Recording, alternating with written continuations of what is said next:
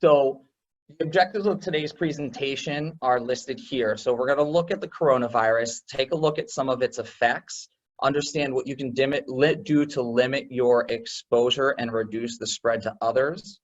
We're also going to look at the value of staying active in order to reduce your risk of illness and serious illness with this. And then Jared in particular is going to go through some different exercises and strategies for maintaining your mental and physical health during such a stressful time. At the end, again, we're going to have some questions with everybody if you guys have any. So to start, what is COVID-19? COVID-19 is a strain of a new of coronavirus that primarily affects the upper respiratory system. Most individuals are going to experience mild to moderate symptoms, and there's a large percentage of patients or individuals who actually have no symptoms, but who are still able to transmit the illness. And that is a primary concern, because if people don't know they have it, it's much easier to spread that illness. Now, the main means of transmission is through droplets of mucus or saliva. And what the CDC has come out with and determined is that person-to-person contact or interaction is thought to be the primary means of transmission of the coronavirus. And that is through the transfer of these droplets from an infected person to an unaffected person. This can be through coughing, sneezing. It can even be through potentially talking, which is why we have some of the mask recommendations in place that we have right now. Another means of transmission is through touching contaminated objects and then touching your face, particularly your nose. However, it's not thought to be a major or main means of transmission. However, it is worth paying attention to this to reduce your risk as well. So when we look at the symptoms of COVID-19, the most common are the fever, dry cough, and shortness of breath. Keep in mind that you could also have a productive cough with this as well. Some of the less common symptoms are loss or change in smell or taste, fatigue, aching, runny nose, sore throat, headaches, diarrhea, vomiting. And just keep in mind though, just because you have some of these symptoms or all of these symptoms does not necessarily mean that you have the coronavirus. And just because you don't have these symptoms does not mean that you do not have the virus. If you or someone you know suspects that you may be experiencing symptoms of the coronavirus or think you may have been exposed to it, the best recommendation I would give is to contact your primary care physician and discuss a plan of action from there.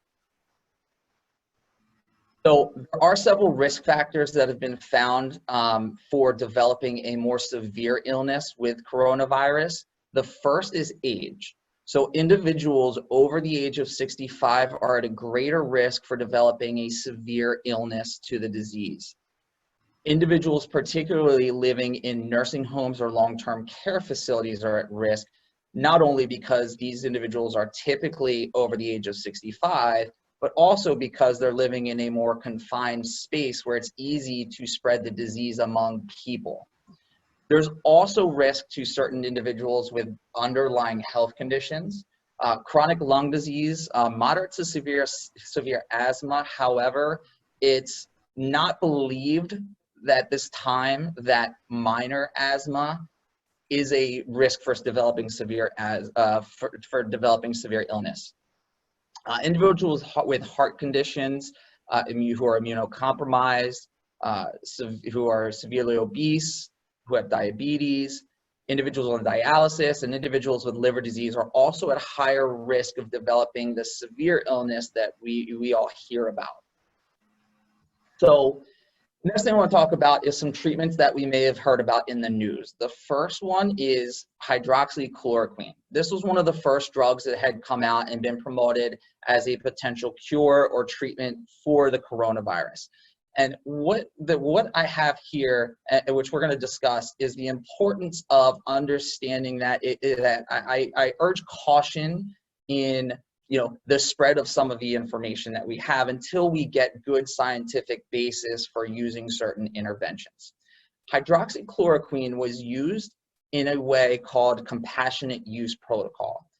what happens in hospitals sometimes is if a patient is critically ill and other interventions have not allowed for improvement in that individual, doctors may provide some type of intervention or care in order to attempt to help that person, even if that intervention, or in this case, medication, has not been proven effective yet.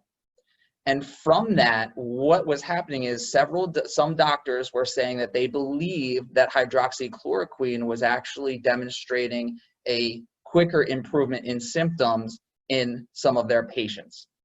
That's a great starting point to evaluate the use of a medication, but it is not the point at which we want to make widespread determinations. That's where we have to get into the science and the research a little bit more to make sure it's appropriate.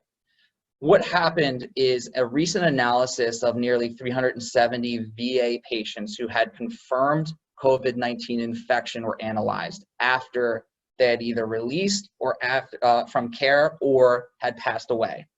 What the analysis of these patients revealed, and keep in mind, these were critically ill patients that were either hospitalized or they were in the ICU. These aren't just every single person who was infected with COVID-19. These were critically ill people.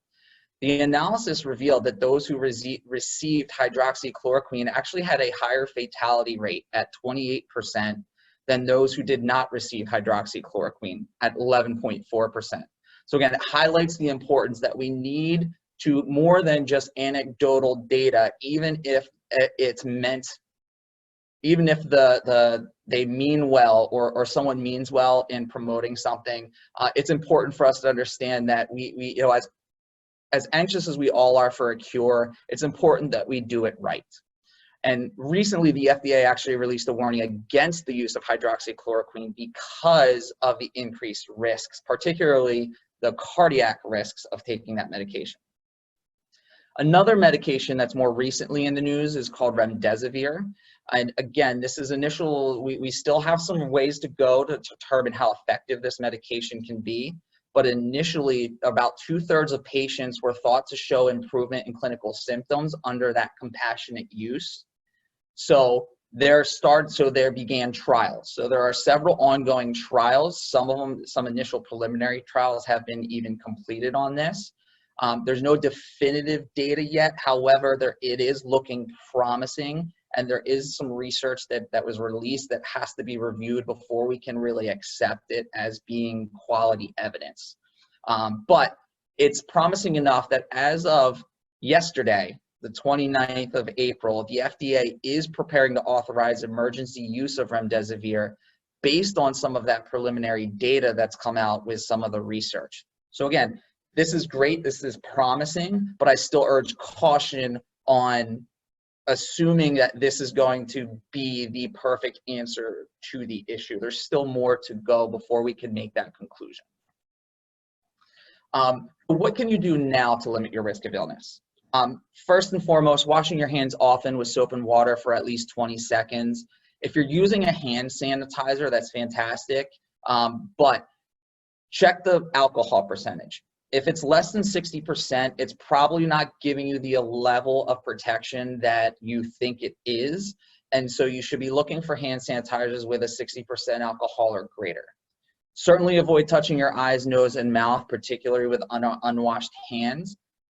Avoiding close contact with those who are sick or suspected of being sick or you think may be carrying the virus itself. Wearing a mask in public, covering your coughs and sneezes with your elbow, and then cleaning and disinfecting frequently touched surfaces daily. Now, one thing I will caution too is that there are people who have been cleaning food and fruit with certain disinfectants or soaps or chemicals, and food is not thought to be a way that this virus is transmitted. Certainly you should rinse your food off with water, but be cautious. If you're using chemicals to clean your fruit and vegetables, you are probably ingesting that chemical, so you maybe end up doing more harm than good. So I would just urge caution on that. I'm not going to go over all of the benefits of exercise. We could talk for days about that. However, there is a lot of research that support all of the benefits of exercise that you see on the screen currently. The ones that I want to highlight are the improvement in mental health and anxiety, improvement in sleep, which is certainly a part of depression and anxiety and overall health and well-being, as well as the ability to improve your immune system and ability to fight infections.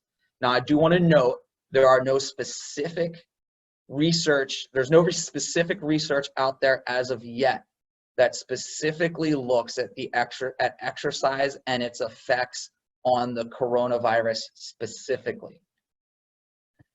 However, there was an analysis that was recently done by the University of Virginia School of Medicine. And what they looked at is that about 70 to 80% of ICU admissions of coronavirus infections are individuals who have something called acute respiratory distress syndrome, or ARDS. ARDS by itself has about a 40 to 45% mortality rate. What the analysis of some prior research shows or indicates is that cardiovascular exercise releases antioxidants that can reduce or prevent onset of ARDS.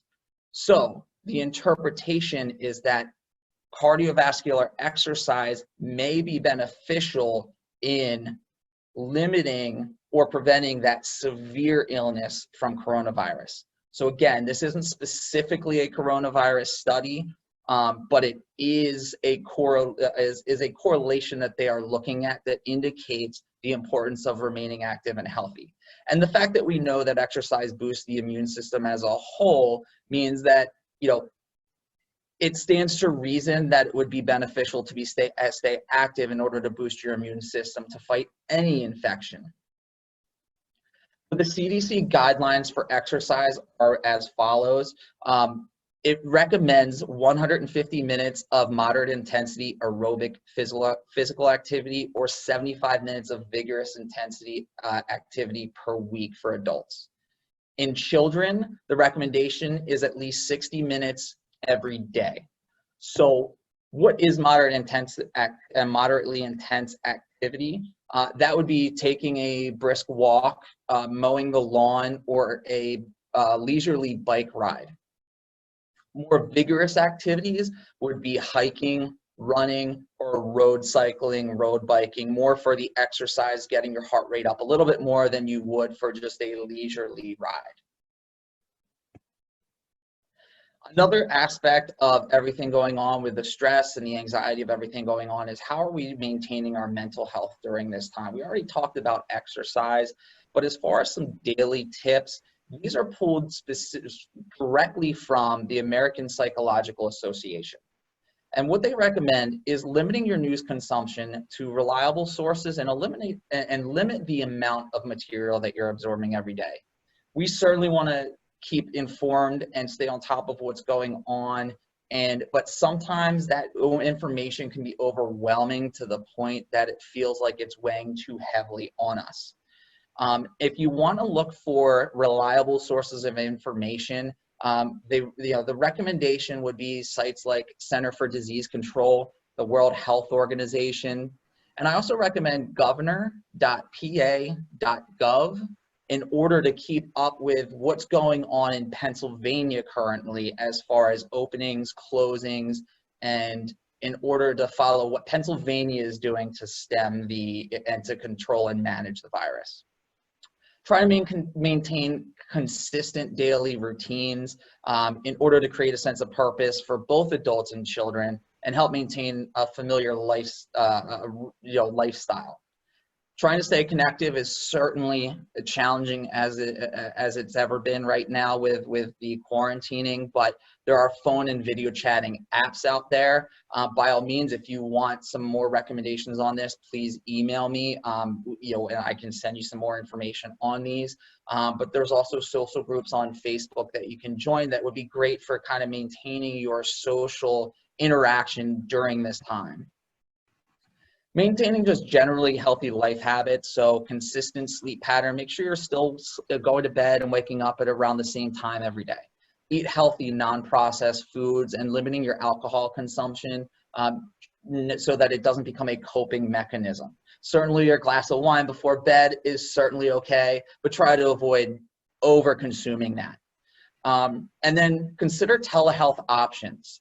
Jared's going to touch on this in a little bit, but there's been a lot of movement and legislation to allow for telehealth services, both for mental and physical health. And Jared will touch on that a little bit more. But if you feel like you need something, a therapist or someone to help you, these are options available to you if you're hesitant to leave the house.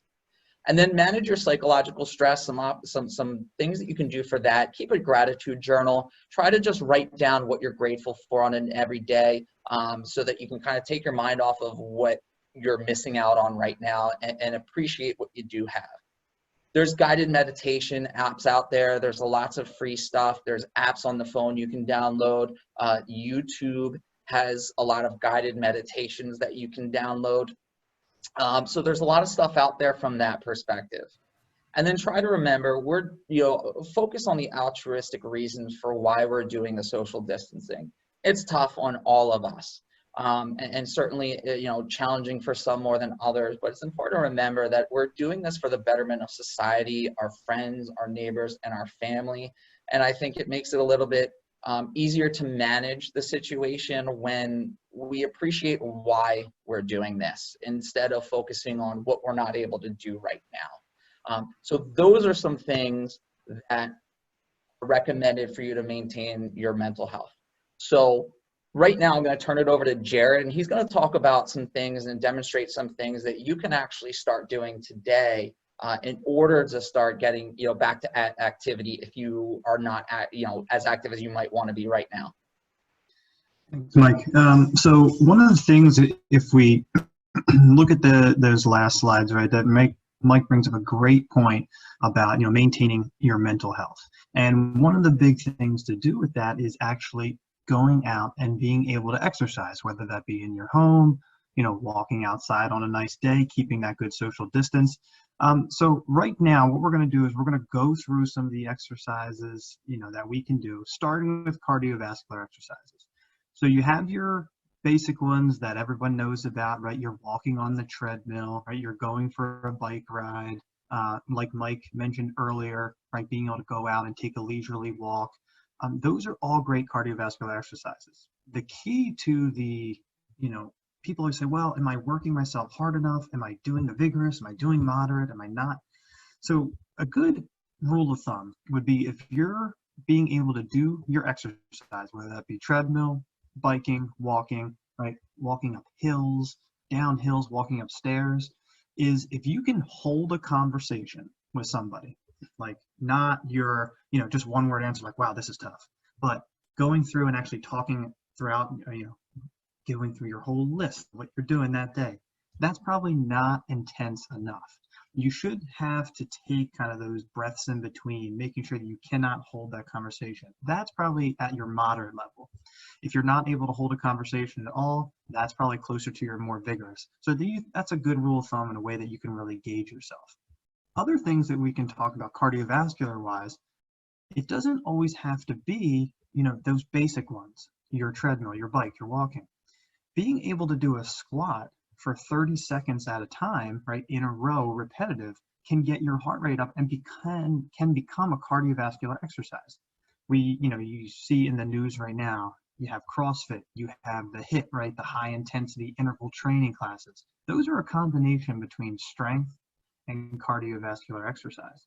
So if you don't have a treadmill, you don't have a bike, you don't want to go out for a walk outside, this can be that secondary option for you that you can still do within your house, so you can still stay safe and still kind of stay home, but can get your heart rate up and can be that cardiovascular exercise that we know can benefit your breathing, can benefit your overall well-being, and can benefit that mental health. Now, if we move on to strength exercises, right, this is where I'm going to do a little bit more of demonstration here. The ones that I really want to talk about today are how to perform a squat, how to perform a lunge, how to perform a deadlift, and then give you some ideas for upper body exercises as well for things that you can do at home. I'm going to be very brief with all these movements here, and if you want more examples, we can always ask in the question and answer box like Mike talked about earlier, or using telehealth, we can always set up different times and we can always talk about more in depth there, okay? But just so everyone's on the same page, let me make sure I can get my computer kind of set up here, all right, so you can see everybody. All right, so what we're looking for with our squat, right, is making sure that your shoulders are going to be square, right, to wherever you're facing to. You're not twisting as you're going down, okay? You're going to, let me turn this a little bit more so you can see my head, so it's not like I'm just a crazy person. Here we go. Good. Okay, here we go. So feet are going to be square to your target there, right? What you want to do is be able to push your hips back, right? And you want to bend your knees down. This is how we do an appropriate squat.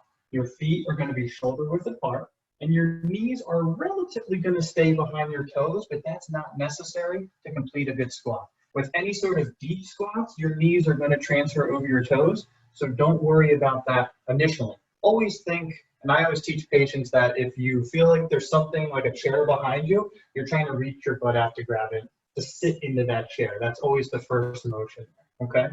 The next one here, going through a deadlift, is you're going to pick up any weight or object that you have. It doesn't have to be a weight. It can be a gallon of water. It can be something in terms of a duffel bag or something heavy enough that you're going to put right between your feet. Now this motion, the hips are still going back first, but you're not going to bend your knees as much. So you're just going down towards your target, grabbing onto your object, and then just lifting it straight up. Okay, so this is a deadlift. Different than a squat, which you bend your knees much more. Now there are different types of deadlifts, your traditionals and your RDLs and all this stuff, but we always teach an RDL deadlift, a Romanian deadlift, meaning your knees are staying more straight than in a squat technique there. And the last one we want to go over is just a lunge, right? So with a lunge, all you're doing is you're going to put your feet at a good distance apart here, right? So that almost like you're walking. And then you're just going to try to drop your foot, or excuse me, drop your knee straight down towards the floor and then back up. The whole point of this is make sure that you control yourself down. You don't want to slam your knee down. You're going to end up hurting your knee, right, or hurting your hip on the way down. So it's controlling yourself down, controlling yourself back up. So these are different ways to challenge your lower extremities in a way that's going to promote quad, hamstring, glute strength, going to promote balance, especially with your lunge. So make sure at first, if you haven't done a lunge before, that you try to adapt or have something there to kind of help with your balance there, okay? And then the last thing is just a wall push-up, which is simple enough. Just have your hands straight on the wall, okay? You're bringing your chest in towards the target, right, or in towards the wall, and then pushing yourself away. Nice and simple, easy one to start with. You can use your bed as you get stronger, right, to kind of give you more of an angle, but you're not all the way on the floor. And then eventually you'll progress to being on the floor. So those are upper extremity and a couple lower extremity exercises that not only challenge your strength of your lower extremity, but also your upper extremity there as well. So that's one component. So we talked about cardiovascular, we talked about strength, right? The next is balance. So with balance exercises, this is where you can get as crazy as multiple objects being thrown at you and trying to catch them and dodge them and stay on one foot, or it can be as simple as this picture here, just trying to stand on one leg for 30 seconds with your eyes open, with your eyes closed, on the solid floor. And that can be enough of a challenge to make sure that your body is starting to adapt, starting to work. To make this exercise harder, you can use a pillow underneath, right, to create a little bit of instability on what you're standing on. That again will challenge your body to adapt. Muscles will start firing differently. The proprioception, right, little proprioceptors that are all over your body, tell your joints where they are in space, they start to work, and your balance improves over time. So don't think it's got to be so crazy. It could be as simple as standing on one leg, brushing your teeth in the morning, or when you're making food or you're making a sandwich or you're eating and you're just balancing on one foot. If balancing on one leg is too difficult off the start, you can always go with your feet as close as you can put them together, standing up nice and tall with your eyes open or your eyes closed.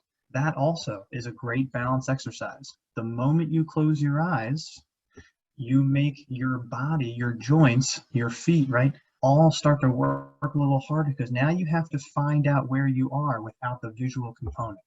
So that's where Mike and I recommend that you would start with these balanced exercises at home. Again, make sure you're close to a wall or a hard surface, right, a kitchen countertop, something that you can grab onto in case you need it. But know your boundaries, know your limits, and then push those limits every so often there, right, to continue to progress, continue to get better. So stress management, that's a big thing that we want to focus on here, right, especially with everything going on. Breathing training, right, is a big component, right, is what we like to focus on. So just like in the picture here, lying on your back, right, the key is putting your hands on your belly and making sure that when you take a deep breath in, it's not your chest that's rising, it's your belly that's rising. That means you're using your diaphragm more than your accessory muscles in your neck, right? There's little muscles in between your ribs to elevate. We want that diaphragm to move down, push everything out, and then as you exhale, right, it all kind of comes back in and out. This can be a great way because you can listen to music when you're doing this. You can be in a dark room, just focus on your breathing, let the stresses of your day kind of wash away, right? And that has been shown through research to have very good health benefits, is being able to decrease your stress. So talking about stressful situations, right, we're going to move on to the current Pennsylvania orders and restrictions. So as of 4/25, right, we have the newest order will ensure continuity across all life-sustaining businesses and will further our efforts to protect the health and safety of all. So that just means that all businesses that are currently open right now, their employees have to wear the masks, gloves are being provided, hand sanitizer, right, washing your hands, those restrictions. Social distancing continues until May 8th. And at that time, right, and now this is as of 4/25 and kind of confirmed again today, as of May 28th, there has been a plan in place to reopen Pennsylvania under certain guidelines and restrictions. So that's a 3-phase approach. And you can find this all on Governor Wolf's website. I know Mike had said it earlier there. He lays out the entire plan. So these are just some of the highlights. So it starts off with the red phase, which is pretty much like we are right now. Social distancing is still in effect. The same businesses that were closed are staying closed. And then there is no set timeline on his website on we're doing this for 2 weeks and then we're moving on to the next phase. But from what we've read and from what we've heard, 2 weeks is kind of where they're going to start to make the cutoff and then maybe make the move to the next level. So the next phase is the yellow phase, which retail stores are going to be opening. So that's in-person shopping. There will be restrictions on how many people can go into the retail stores. Those companies will have to follow strict CDC guidelines, restrictions, right? Then the masks will still be in effect. No gatherings greater than 25 people will be in effect there. Telehealth options, right, from your doctor to physical therapy, as we're going to talk about a little bit later, is all still relevant, right? They want that to continue instead of going into the doctor's office if you don't have to. Gyms, spas are still going to be closed, and curbside pickup, just like we have now, is still going to be in effect. So restaurants are not opening up. Again, no timeline on how long that yellow phase will be, but once we pass that yellow phase, we go into the green phase, which everything opens, gathering restrictions are lifted, but the Pennsylvania, right, the health organizations will still be watching those levels to make sure that the coronavirus cases continue to drop down, that there's no big spikes and there's no return to the levels that we are now. So, again, that could change as of tomorrow. If we have a big spike, the timelines could be pushed back, they could be elongated, they could be shortened. But as of right now, right, those are kind of what we're looking at, as long as everyone stays on course here. Hopefully in a couple of couple of weeks here, we'll be out into that green area and things will be kind of returning to that normal level. So what is Kinetic, right, doing to protect our community? Right now, we've implemented our telehealth services, right, for new and existing patients. So anyone who requires physical therapy, we have the services that if you don't want to come into the office, you don't have to. We have that service where we can do it just like we are now over our telehealth options, which are phone, email, right, or a virtual call just like this. We have customized home exercise plans designed by physical therapists if that's something you're interested in, and we can touch on that a little bit later. Community education, just like what we're presenting right now. We're going out in the community trying to educate patients on what we're doing in the clinic, what we can do for you out of the clinic to make sure that our staff and our patients stay safe. And then in office, we're screening patients at entry. If you've been a patient of ours or you've come in, you've probably seen, right, we're taking the temperatures the moment we come in to make sure that there's no elevated fevers. We're increasing the spacing between patients, between the tables that we have, making sure that our therapists are spread out so that there's not any congregation of those like 10 or more patients at a time or people at a time. We're limiting the number of patients and staff at one time, staggering our hours to make sure, again, that we're not overloading that 10-person maximum in one area at one time. And we're requiring face masks when in the building by patients and by our staff, front desk, everybody. So pushing on, right, moving on to our telehealth option here, right? So health services provide, right, via phone, video, conference call, like I stated before.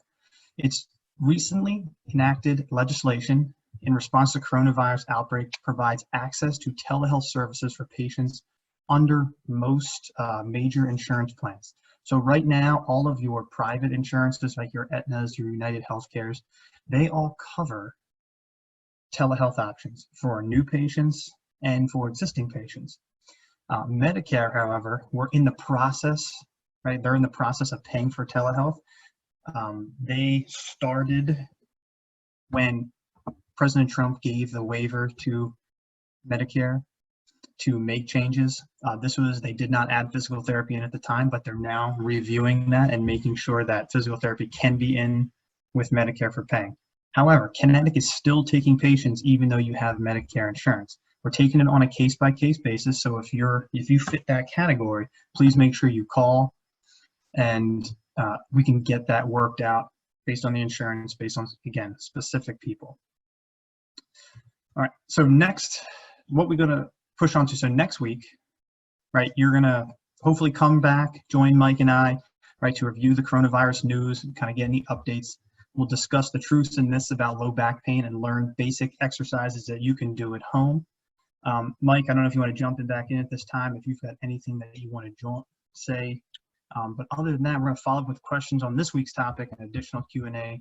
So if you have any questions, please feel free to write them in the question box right now. We can talk more about telehealth if you have questions on that, exercises, anything you like. So just add that in the question and answer box there. We'll kind of read them out loud, or we'll just kind of answer them as we go. Yeah. Jared, the only thing that I just want to touch on real quick is we are actually going to be doing the same presentation on Tuesday. We're going to post that on our Facebook page. So if you have anyone else, friends, family, whoever who you think might be interested in this discussion, by all means, look out for that, and the link to register for that will be posted, by the end of today. The low back pain discussion that we're going to do, we'll be doing Thursday evening. So, we invite everybody back for that. And certainly if you have anybody that you think might benefit from that, we encourage you to have them look out for that. Again, we're going to post it on our Facebook page, Instagram, so that it's available. If you'd rather, you can always email me. You should have received an email from me with the link for this webinar. By all means, you can always, if you're interested, email me and I will make sure that you get that link. And one thing I want to add, just another option for your cardio exercises at home is if you have a step stool or if you have a steps in your home, kind of stepping up and down on that first step or up and down on that stool and doing that for time to get your heart rate up if you feel safe with your balance is just another way that you could maybe do some cardiovascular stuff at home. Yeah, absolutely. And then, I'm certainly, open to, if nobody has questions today, which doesn't look like we have any questions right now, and that's fine. If anybody does have questions, by all means, feel free to reach out to Jared or I. I should have put my email on a slide here. And actually, it looks like we do have a question here. So it's the question is there, Mike, so we can just kind of, if I try any of these exercises on my own and I have pain, can I reach out to Kinetic? Right. So yeah, you want to take that? Yeah, go ahead. So it's like, absolutely. If you do have any pain with any of these exercises, we definitely want you to reach out to Kinetic. We can, again, set up a telehealth screen. We can set up an initial evaluation. We can just chat, whether that be through email, on the phone, to kind of address these issues here, because that's the one thing. We want people to be active. We want people to exercise, but we also don't want to cause any sort of increase in pain. We want to figure out what that pain is and then get you back to that healthy lifestyle that you want. Great. And then one other real quick thing I want to add, we are going to try to get this recorded and actually posted on Facebook and our YouTube channel. We have to kind of work through the logistics on that, but we're hoping to have that up. So if you want to review it, certainly we're going to present again on Tuesday, but we're also going to try to post this so you have access to it if you'd like on Facebook or YouTube. So since there's no other questions, we're going to go ahead and end right there. We really appreciate everybody joining. Again, if you can give us any feedback in that brief survey, that'd be appreciated, but certainly no requirement or pressure to do that. And I really appreciate everybody joining you. I hope this was helpful and beneficial for you guys, and hopefully we'll